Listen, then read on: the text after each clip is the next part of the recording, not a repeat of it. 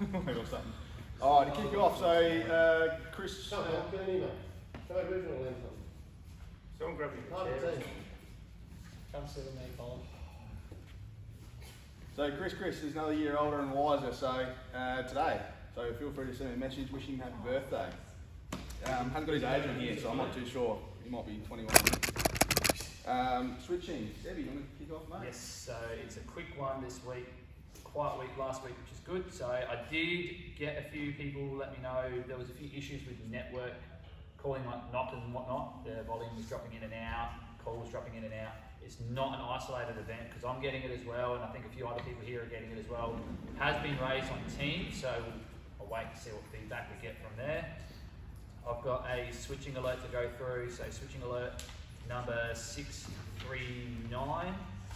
I'll get this one done. So on October 4th, planned switching was being carried out to replace two load switches, which were one span apart in the angle valve feeder. The two crews were allocated for the load switches were part of the switching during restoration. The SP required one of the load switches to be checked closed, and the item was marked as complete.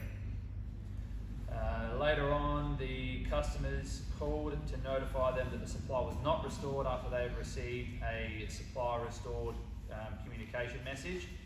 Upon investigation, another crew was sent back to check the LSs, and one was left open. So the extent of injury, damage or loss of supply. So supply was restored prior to 3 p.m. Notification time, however, customers received notice that their supply was restored prior to this, resulting in a loss of supply to customers. So it was 91 customers for 2 hours. This event highlights the importance of correctly following switching instructions, ensuring operator checker rolls are carried out as per the switching manual in order to operate the correct device. Remember, when in doubt, stop, think, check and ask. So just again highlights checker operator segregation. I've got the switching spotlight to go through as well. So this one's being reissued. So it's a low voltage switching one. The switching spotlight is to remind all switching operators of the importance of low voltage switching. Recently, there have been several switching events that have occurred whilst carrying out low voltage switching. In the past, it has been perceived that low voltage switching is less dangerous or not as important as high voltage switching. However, this is not the case. Low voltage switching has just as much potential to cause harm, although the voltage is lower. Protection is often not reliable and therefore is less likely to protect members of the public, workers or equipment.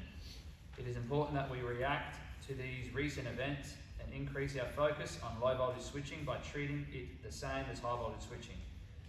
Some key things to remember whilst carrying out LV switching include creation and written documentation of LV ESPs on an approved ESP book prior to all unplanned switching. Ensure all vehicles are equipped with this. So I think we've all got one on all the vehicles, if not, sing out.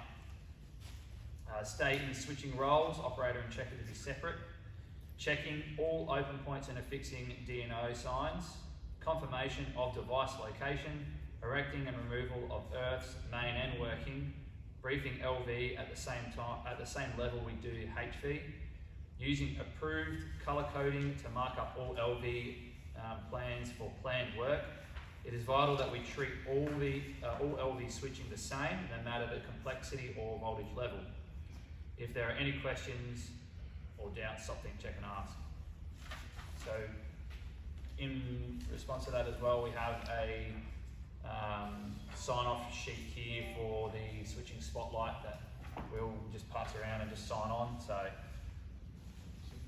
yeah, a few actions from there, guys. So just make sure we're checking ESP books on our trucks and light vehicles, any operational vehicle. We'll be going through this daily or as we need to make sure we capture everyone. It's a bit of a messy week this week with night works. We just want to make sure everyone understands the LVSP requirements and what's required with ESP. So that was it for you, Sebi, I reckon. that's it, yes. We had a DS near miss here, so a driving near miss, a third-party vehicle turned from southbound into my northbound lane on South Road in Edwardstown, requiring me to brake and change lanes to avoid collisions. So good reporting, make sure we're just keeping our distance and being aware of these sort of things.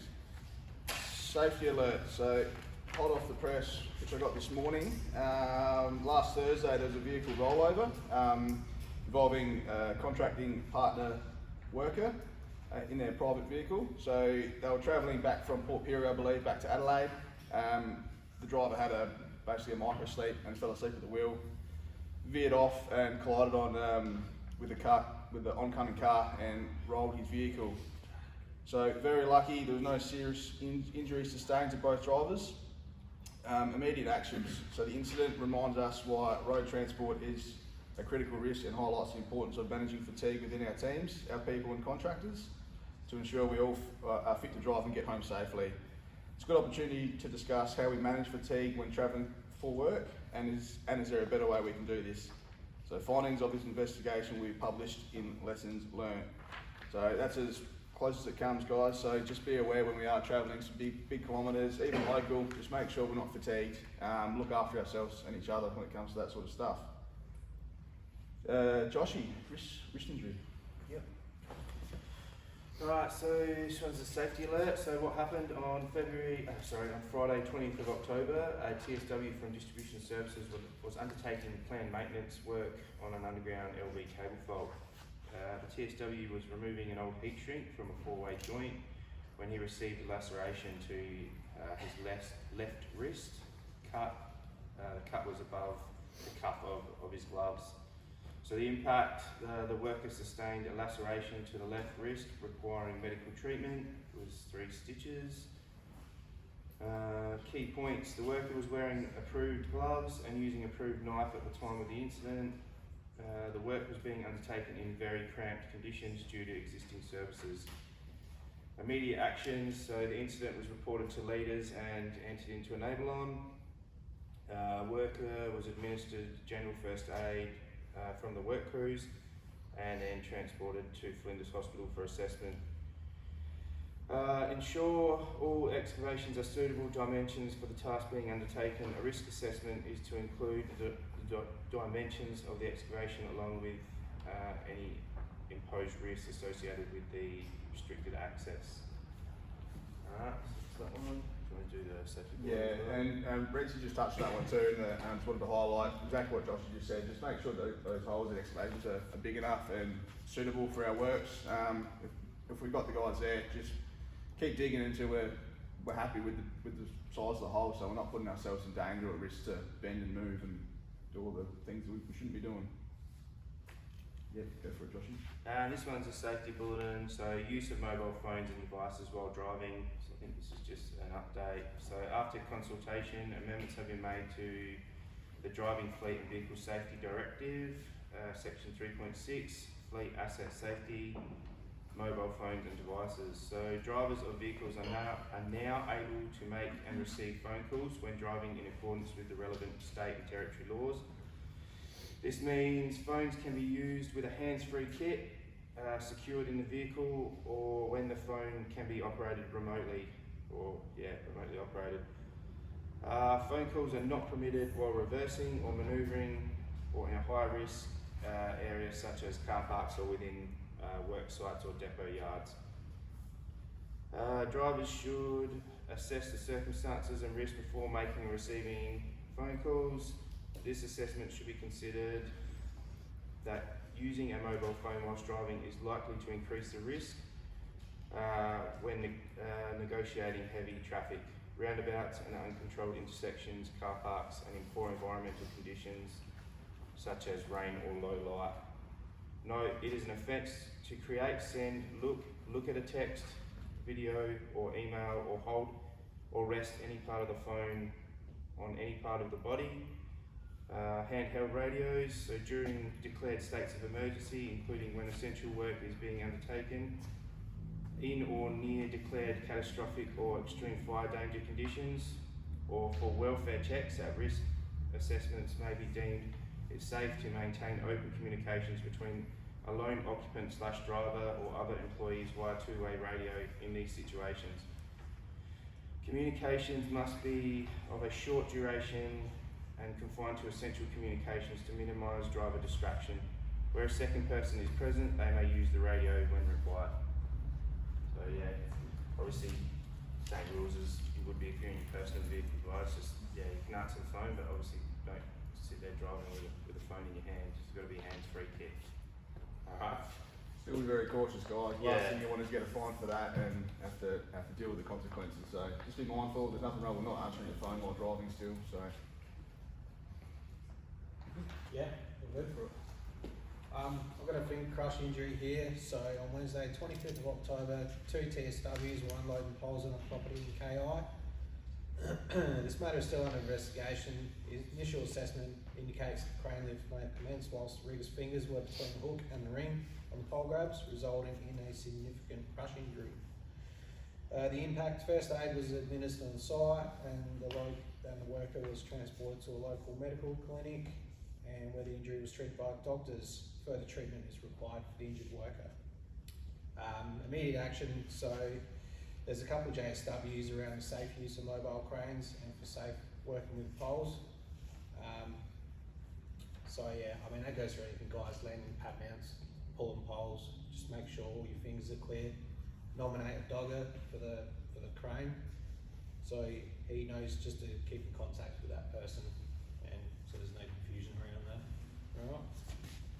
thanks, mate. Just some depot stuff. So Munchie's down at St Mary's for a couple of weeks doing a handover before he takes over from Jimmy before he goes on leave. So that's where he is, and Ryan's got a couple of weeks of leave as well. So all the work's been delegated off as necessary. If there's any confusion, guys, of who you need to report to, feel free to come see me and Joshy, and we'll point you in the right direction as well.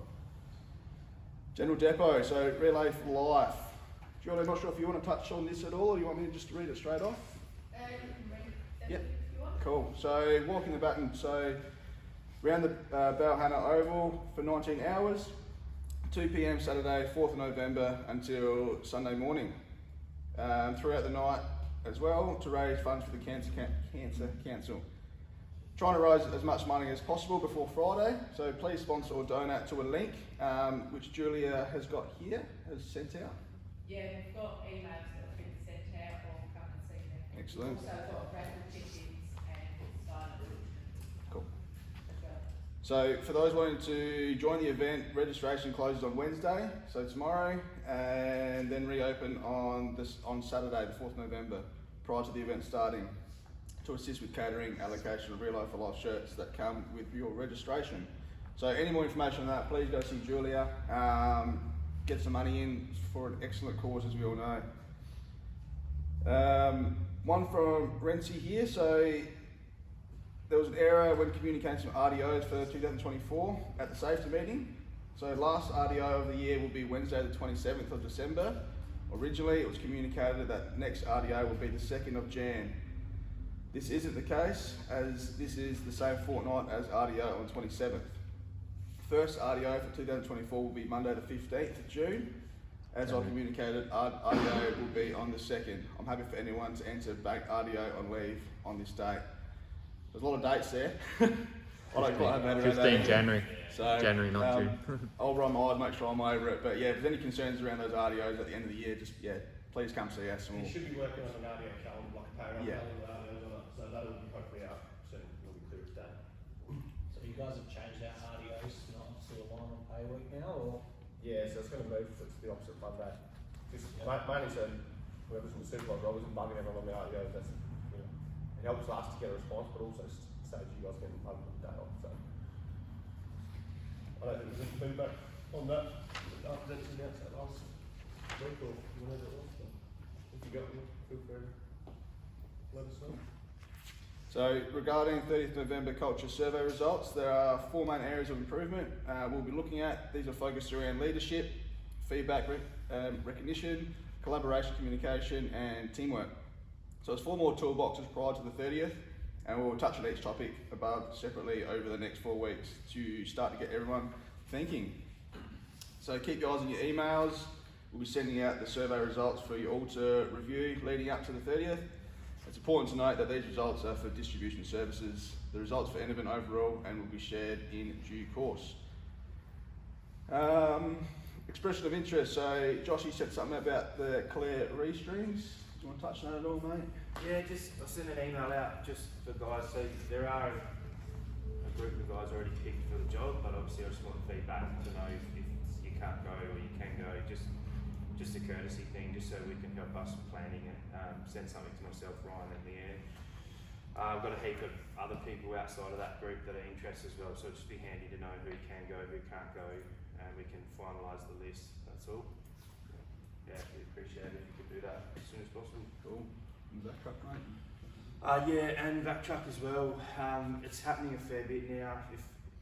Mainly for the sixes and the 4As running the jobs, 5s. If you do have the vac truck on your job and it gets used, it has to be emptied that night. We can't have it sitting out there for weeks on end with stuff left in it and no one's saying anything. It creates a massive nightmare for Bruce or Mick to get it cleaned out, and depending on what you're removing, what's in that dirt, if it solidifies in there, it can do a lot of damage to that vac truck.